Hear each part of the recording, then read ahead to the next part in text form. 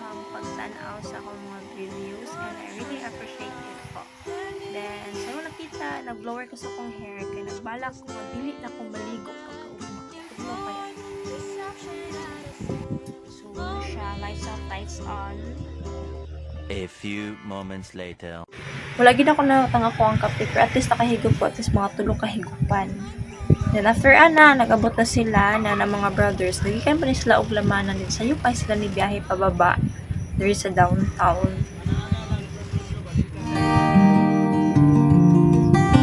Then kuha na po dayon ang mga ubang igsuon din. Ang mga ubang igsuon pag yun, wala na nako sila na videohan. Then nindot kaya nga mong gagian there sa coastal road. Early kani siya sa buntag mga 6:23 ata ni siya nga time. Then lami kayo ang kabugnaw sa hangin nga mo hapyud sa imuhang mga panit nga mabag dunay gagakus chart. Joke lang. Then mo to siya guys. Then nakita pa na mo ang mga ubang igsuon katong naka-van. Nagsunod until naguna na sila. So mo to siya. Niabot namin sa venue kung asa mag-ministry meeting. Then, nag-abi-abi ang mga igsuon. So, makita ninyo katong mga igsuon nga naka-color white sa mga sisters. Mga na sila mga Pitionians nga nag-training sa Zamis. Din-assign sila for propagation. And then, makita ninyo nag-abi-abi gid sila kasi syempre pamingaw man na sila, no? Then, napot yung mga books and booklets nga pwede na ito ma-enjoy. Nga puno gid kay sa kadato sa pagpamulong. Spiritual food, spiritual nourishment. So, di ba makita niya nga happy kasi sila nagkita ay sila. Then after human ko video dito, dito ko sa kitchen kay magnanawag na ako ang tiyan og kaon kay magipanuhot na gid ko no siya na puno naghangin.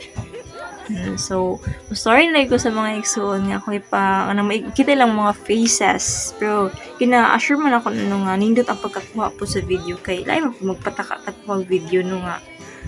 Basta, ka nang kabalo naman, ang ninutan yun na siya pagkakuha sa video. Kaya syempre, ato intention na is makita na to ang mga pagpahiyom sa mga igsuon. Diba? Pero pag makita na to balik, ay si sister mo, lamig kay mga, si brother, lamig kay mga pahiyom. Di kita po, madali po to sila mga pagpahiyom. After sa pagpangaon, nag-start na din. Wala na ako nakapakita sa video kay nag-enjoy nagipug ko.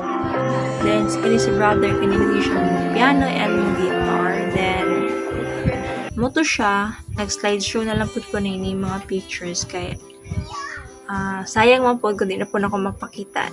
So, guys, once again, thank you kayo sa anis ako ang vlog sa akong video and I hope nga padayon mo support help po ko nga maka-think po ko kung sa pay more nice and mabuild ako ang confidence sa